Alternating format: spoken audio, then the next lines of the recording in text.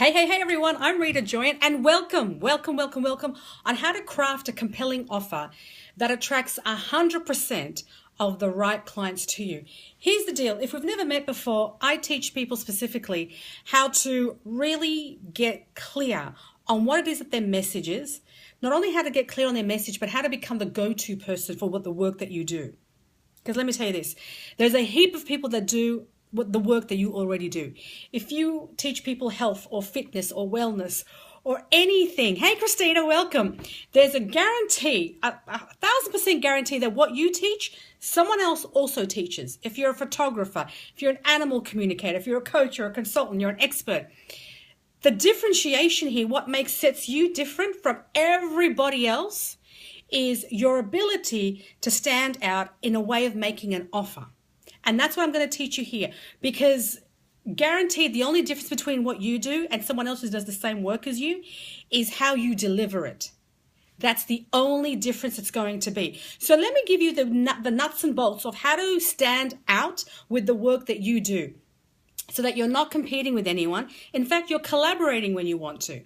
And the way to do so is inviting people with a compelling offer. So that's specifically what I teach people to do, how to craft a talk specifically so that you can stand up, stand out, and be the go-to person in your network. Okay, so grab a pen and paper because I'm going to go real fast, simply because there's a lot to cover here and I want to get as much time as I've got with you as we go live right now. So the first component and the most important component, hey Wendy, hey Felicity, welcome. The most important component of crafting your offer is write this down because it's going to be revolutionary. It's so simple. You're going to say to me, Rita, like I already knew that, but if you're not implementing it, you're not getting results, you really don't understand it at a gut level, at an emotional level. You may understand it intellectually, but unless it gets processed down to your gut and you deliver it, that's when momentum and results happen. You want to speak to the transformation.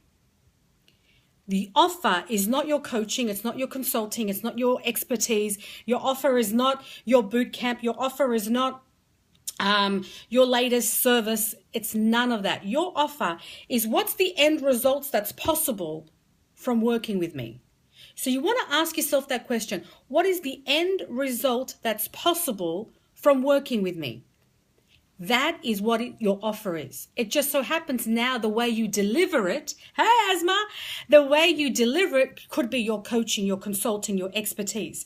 But specifically what you're talking to when you're talking to an audience, you're not talking in terms of buy my stuff. You're not talking about this is what I do. I help people become fit. I help people with their mindset or their wealth or their parenting. None of that. That's not your offer. Your offer is what specifically is the result that's possible from working with me. So for example, Michelle Bridges came out. Michelle Bridges, you might know her from The Biggest Loser, right? She's been on TV for, time and time again. She's a celebrity, so people know her. Yet when she writes a book, she doesn't just say, I'm Michelle Bridges and I teach you how to lose weight and buy my stuff. She speaks to the result. That's what's possible when you work with her. So her brand that came out about 5 years ago, was how to lose the last 5 kilos. That speaks to a result. It's not promoting herself as a fitness guru, as a wellness guru, lose your weight guru. She's telling you how to lose the last 5 kilos. That instantaneously speaks to an audience that needs that. And by default, guess what? She's going to be bringing into the people who need that. And so for you, when I was working with a photographer, one of my photographers came to me and she said to me, Rita, I'm having trouble attracting clients. So I said, okay, tell me what you're doing. What's your service? She goes, well, I take pictures of people. I said, okay, that's great. You take pictures of people, but what? Hey, Mel, welcome. Hey, Miria, welcome. What is the result that's possible? She goes, I just take headshots of people. I don't know what else to say. I said, yeah, that's the mechanics of it. That's the function of what you do, which is a photographer. That's like a function of Michelle Bridges is to help you lose weight or get fit. But no one really wants to work with the process. No one wants to have to do all that work. Hey, Mara, welcome. I said to her, the only reason why any woman wants to take a picture of herself is because she wants to look fit, fab, and photogenic. Full stop. That's it. That's all a woman, why a woman would want to take a picture. So now when she goes to the market, remember she's a photographer. How many photographers are there in the world or in your community? A huge truckload amount. So rather than showing up and saying, hi everyone, my work is I'm a photographer and come to me if you want your headshots, which is what every other photographer does, right? She comes up and says, hi everyone, I have you look fit, fab and photogenic. And the way I do that is I take pictures of you. So can you see how that's completely different? Hey, Patrick, that is completely different to I'm a photographer. Because when you lead with your title, I'm a coach, I'm a consultant, I'm an expert, I'm a photographer, I'm a personal trainer, it doesn't speak to anyone. It only just pretty much gives you some space, but it doesn't help the person you're trying to actually influence or impact with the solution that you have. So number one, when you're crafting your offer, you must be speaking to, like this is non-negotiable, you must speak to the result that's possible from working with you. So when I talk about myself, when my original business, I taught people how to find their dream job minus their resume. Guess what? I coach people to do that, but I don't lead with I'm a coach. I teach you how to find your dream job minus your resume. That's a result. That's how I get you to what you want. And people who are tired of their resume, who don't want to look at their resume, who don't know what job to go into, that speaks loudly to them. When I teach people speaking, I teach you how to get clear, get confident, and get clients in one talk. I help you get clear, get really confident, and get clients in one talk. That's a result. I don't tell people, I teach you how to speak. I teach you how to be able to put a talk. That's the mechanics of it, remember?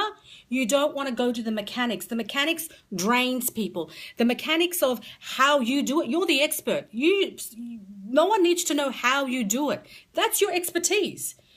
The only thing anybody wants from you is get me to the result. Right? It's like, for example, when you go to the mechanic, when I've gone to the mechanic and I've said, can you fix my car? And if the mechanic goes into, well, I've got to fix the radiator, then I've got to put a new brake and suspension here. And I don't care. Just, can you get my car up and running? I just want the result. Yay or nay. And it's the same when you're looking to work with people. They really just want to know, can you give me the accelerated zone of getting to my result? And the way in which you communicate that is you speak to the result, not the title of your work. That's just for your benefit. If you really want to help people, if you really want to create impact, influence, and income, you speak to the result. Okay, so that's number one, really important. The second thing in crafting an offer that compels people to sit up, stand up, and really pay attention to you versus anyone else, after you've spoken to the result of what, thank you for the hearts and the loves, by the way, I appreciate that. After you speak about the result of what you actually deliver, you now want to add in a bonus. Now, I learned this from Apple. You know, Apple, big fat Apple in terms of the great giant store and brand that's out there. When I went to buy my MacBook Pro, when I went inside there, I was shopping in the market for a new laptop because I needed it. My one died. And the sales guy comes up to me and he says, okay, so tell me about your needs. What are you looking for? Rah, rah, rah. And I said, look, I'm looking for a laptop and I'm just going to fish around. I might go to JB Hi-Fi. I'm going to go somewhere. I'm just going to go and shop around, right? And he says to me, okay, if you're wanting to go ahead right now, I'm happy to give you an X% discount. That's called a bonus. So in other words, he's saying to me that you're more than welcome to go and look around. But if you're ready to make a decision now and you really need a laptop, then I'm happy to meet you and give you an incentive to go ahead with it right now. Hey, Wael. Hey, Rhonda. Welcome, welcome, welcome. So when you add a bonus to your offer, to the result, that now, hey, Kaz, welcome. It completely revolutionizes, it incentivizes the person to go and take the next step with you. And that's why you want to add bonuses. Apple does it. Maya does it. Constantly, I got a letter in the mail, 25% off this weekend. It's incentivizing you to take action. And so when you're making an offer to someone to lose the last 5 kilos, get fit, fab, and photogenic, how to get clear, confident, and clients in one talk, what I offer is you want to incentivize them to make a decision now. Where the decision is a yes or the decision is a no. You just want people to make a decision because here's what I know for sure. When you give an incentive for someone, they're going to do it anyway. So why not make that decision-making process and that reason for them to come forward and say yes to themselves more easier? And bonuses have been happening for years, since sales have been going on. So you want to keep that in mind to compel your audience to really take notice. After you've spoken to the result of what you do, you want to add a bonus. The third thing you want to do is when you're making it. Now, this is when you're making an offer, guys, and when you're speaking to people, whether you're speaking to one or you're speaking to 1,000. So when I tell people to get up and speak, it's usually of audiences, live audiences. And what you want to have happen is when you're doing this, is you want to give a reason why you are making an offer. This is really important, because if you miss this step, you're going to sound salesy. You're going to sound pushy. You're going to sound like the person that you don't want to. You're going to second guess yourself. So when you're up there and you're talking to your audience and you've spoken to the result, I help you get clear, get confident, get clients in one talk, which is what I help people do. And if you're ready to go today, I'm going to show you how to get speaking gigs. I've got an audit, my bonus, how to find speaking engagement. So now that you've got a great offer, where are you going to present it to? So I give that as a bonus of how to find, because it's really valuable, right? Since you now know how to make an offer, well, where are you going to give your offer to? So the next step is to find a speaking engagement, and that's the bonus I offer. But I always say to people, the reason why I'm making an offer. And the reason why you want to make an offer is really telling people, well, why today? Because here's what I know for sure. If you've gone shopping ever, there's a Mother's Day sale, there's a Valentine's Day sale, there's a Christmas sale, there's a stock take sale, there's a Father's Day sale, there's an end of lease sale, there's always a sale. Now, Maya, David Jones, Target, they could just say sale all year long. But what the difference is, they always give a reason as to why they are on sale, their products are on sale. And what it does is it compels people, the word is compel, it compels people to take action in some way, either a yes or a no, but they don't sit on the fence. And when it's a Mother's Day sale, it's a Mother's Day sale. It's a Christmas sale. It's the end of Christmas sale. It's the Boxing Day sale. There's always a reason why there's a sale. And when you're making an offer, you always want to give in, why are you making a sale today? Whether it's on sale as a discount or just making an offer like it's a usual price. You want to give the reason why. So when people, I've traveled and spoken to in Singapore, I've traveled and spoken to in Abu Dhabi, in Islamabad, and I know traffic. I've spoken in cities around the world where there is real traffic issues, right? Forget traffic, there's like no parking, right? Let alone traffic. I thought Sydney was bad. But I've been to some cities in the world and developed workshops there that are really bad. So what I say to people when they come in and they want to listen to me speak about how to put their talk together, the number one thing I say is, because as a thank you for you guys for fighting traffic, trying to find a place to park, and then finally getting your butt on a seat to sit here, for you guys to say thank you to going to all that effort, I'm making this offer. Can you see? It's true. It's honest. I'm being transparent. I know what it feels like. I've lived in Sydney trying to find parking, trying to fight traffic, and to incentive. So I'm giving a reason why I'm making an offer. Is this making sense, guys? Because it's totally going to allow you to just be transparent. It's got to be an honest reason as to why. It's honestly, when the retail shops do it, it's honestly Mother's Day. It's honestly Valentine. It's the truth.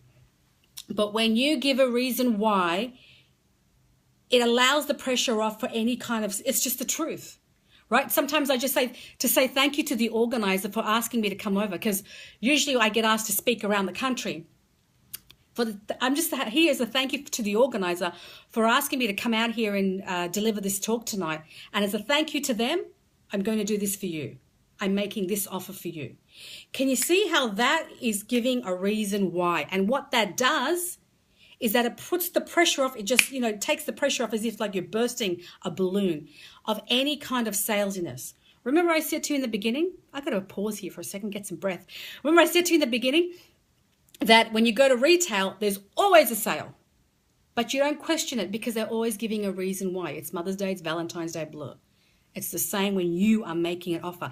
The retail outlets have had this down a pat. They're doing it for over 100 years. So you want to learn from that craft and deploy it into your own work. Okay, moving on real fast. So once you've spoken to the results of what you offer, in your the results, so the results specifically of what you do. That's possible from working with you. You added a bonus that's a value. You don't just add it, but can I just make a disclaimer here? You don't just add a bonus for the sake of adding a bonus. It has to be valuable. It has to actually add value to the main offering. Okay, it just can't be something, I've had at the back of my shop, or I've had just sitting around. It's got to add value. It's got to incentivize someone, right? That's how you know a bonus is going to work. And once you've given a reason why as to someone you're making an offer, right? Going back to the retail example, the fourth way of creating a compelling offer to your audience is actually telling them, giving them the return on investment. So one of the things that I do is I say to people, when people have come to me and they are an animal, I'll give you an example of one of my clients who's an animal communicator. And when she makes her offer and she tells people, she helps people communicate with their animals. So she actually understands animals and helps them to have the owner and animals speak to her. It's incredible work, I have to say. One of the joys of what I get to do is go explore all these different kinds of businesses that people run. Anywho, so she tells people that what would it be worth to you to know that when your dog is in pain, you can actually understand what's going on? What would that be worth to you? What would it be worth to you if you and your partner could stop fighting about why the dog is barking? Because in her work, in her line of work, couples actually go on the brink of divorce because of animals. It's like because of their pets tearing down the neighbor's ears because they're barking so loud. It actually happens. So what she's doing is what I've taught her to do is to tell people what's the return on investment. And the return on investment, what would it mean if you could understand when your animal's in pain? Like, what would that mean to you? And and if you're an animal lover and you want to help your animal, which is why you would listen to her speak anyway, it's really going to speak to you. If you are constantly fighting with your spouse and it's creating a division in your marriage, what would it mean to you to not fight about why the dog is barking, why the neighbors are sending death threats? And that actually happens too. So she speaks to that. So that's the return on investment. Because what you're doing is you're future pacing someone. When someone makes an investment, all they're thinking is the outlay in the initial stage, because they're trying to get over this fear of making the investment. They want the result, but it's this fear. And so what you're doing here is you're future pacing them to say, here's what it's going to look like. You're taking them to their vision. And that's what's powerful about it. You're not just stopping at, it's going to be $500, $5,000, $5 million, whatever your price point is, whatever your investment is. You're not stopping at that, because when you do, you're just leaving someone with their fears, because they get into their fear mode. What you want to do is part of your impact, part of the work that you're doing, part of the influence, part of the contribution is you have to take them out of that fear. Because your work doesn't start with you teaching, your coaching, your consulting, your expertise. It doesn't start there. It starts from the moment of the conversation when you're enrolling someone. Because in that enrollment process, you're trying to take someone out of fear and into vision. That's your main goal. Then now, once you do that, now you get to be the expert. Now you get to be the coach. Now you get to consult for the opportunity and the privilege of taking someone out of fear into vision. Because that's why they're coming to you. That's why they're listening to you. Because they have a problem, you can solve it, but price or time or some of those things, it just kind of, they stifle, they get stiffened up. And so your job is to take them out of that. And the way in which you can do that when you're speaking one to many is to take them through that future pacing and tell them what their return on investment is. Okay, what are they going to get back in time, in money, in freedom, in peace of mind? Like my dog communicator, how are they going to do that? Okay, and lastly, I actually trialed this in my international workshop tour. So I've just come out of a tour in South Asia and the Middle East. And one of the reasons why I took on this tour, this workshop tour, is because I wanted to trial a few things in my talk that I wanted to teach to my clients. But before I teach anything, I always go and experiment with it, trial it, test it, work it, and then I go teach it, because otherwise I ain't going to teach it if there's no results. So one of the things that I now tell my clients is you want to tell people who your product or your service is for and who it's not for. When I started doing this in Singapore, when I started doing this in Abu Dhabi and in Islamabad, when I did this in, God, I've gone to so many cities, I'm mind blank, it allowed people to self-select themselves. Here's what I mean by it. So let me give you an example. So when I teach people how to get clear, get confident, and get clients, I'm asking them to step into their power, because speaking demands that you get over your crap, you get over yourself, you get over your hesitations, your reservations, because now you're holding the container and now you're leading people to the work that you do, the impact that you can make with your product or service. And for you to be able to do that, speaking by default demands that you get out of your head and sink into your heart. It's the only kind of marketing that demands that of you. Blogging, social media posts, advertising. You can sit behind the desk. You can get someone else to write it for you. You can get someone else to teach you how to do all of that and try to gauge it. But speaking is the number one thing where you gotta just get out of your own way. You can't sit into your fears, because the people that are listening to you need you to step up, need you to show up, so that when you show up, they will show up for you in wanting to work with you. That's how speaking can get you from, well, who are you? I have never heard of you, like I did in these international cities, nobody knew me, to how can I work with you? Because when you stand in your power, and here's how you're standing in your power, you want to tell people when you make your offering. So when I make my offering, I say, when people want to work with me, let me tell you who gets the speaking structure that I'm talking about, who it's for. It's for you if you have a vision for yourself. You know, working with me requires you to have a big vision beyond the monetary component of things, because I've worked with people from all around the world. And one thing I know for sure is the people that are drawn to speaking, they have something really huge that they want to really contribute to the world. And it may not be world hunger, but there is a huge vision, and they just don't know how to get to that vision. That's what the hiccup is.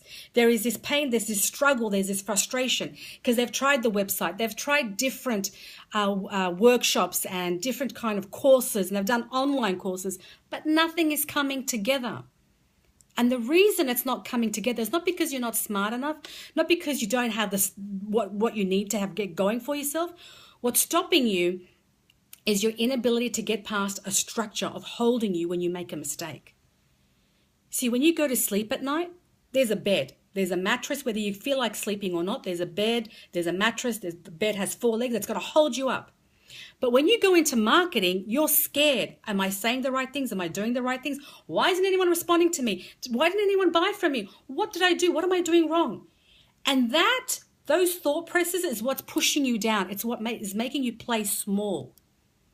Because what you really need is a structure to hold you up. And the structure that I'm talking about that holds you up is how to speak. Because once you can speak, if you're going to blog, if you're going to do video, if you're going to advertise, you now know the words and the structure that you need to hit to deploy any kind of marketing.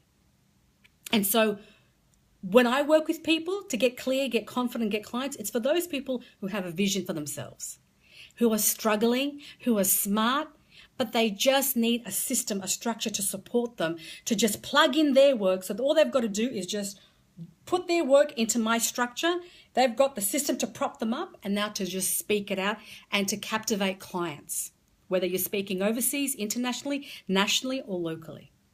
Who my work is not for are those people who just want to try it out. I don't work with people who just want to try it out. You're either in it 100% or you're not.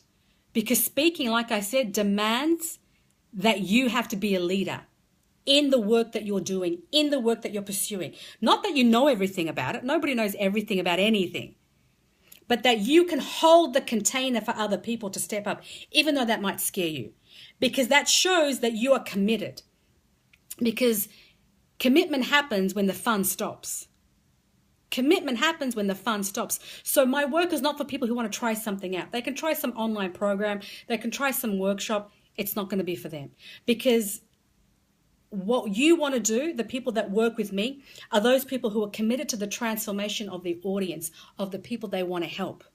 And by default, that requires a committed personality, someone who's ambitious, someone who's hungry, someone who wants to make impact, influence, and income with the work that they do. That's who really resonates with my work. So can you see what I've done here, guys? I've just demonstrated. I've modeled who I work with, who my products and my services are for, and who it's not for. And when you do that, because what I've done right now, you that listening to me, you've identified yourself. You've just kind of said to yourself, yeah, that's exactly what I want to do.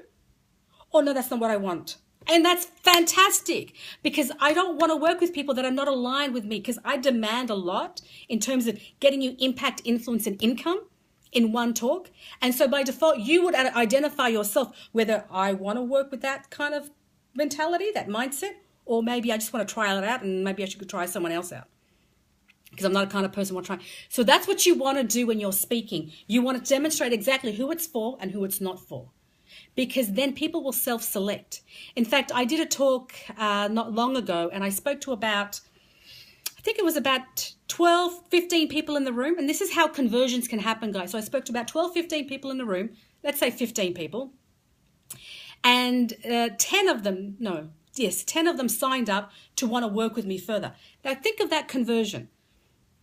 I spoke to a 15-person room, and 10 of them signed up on the spot to want to work with me.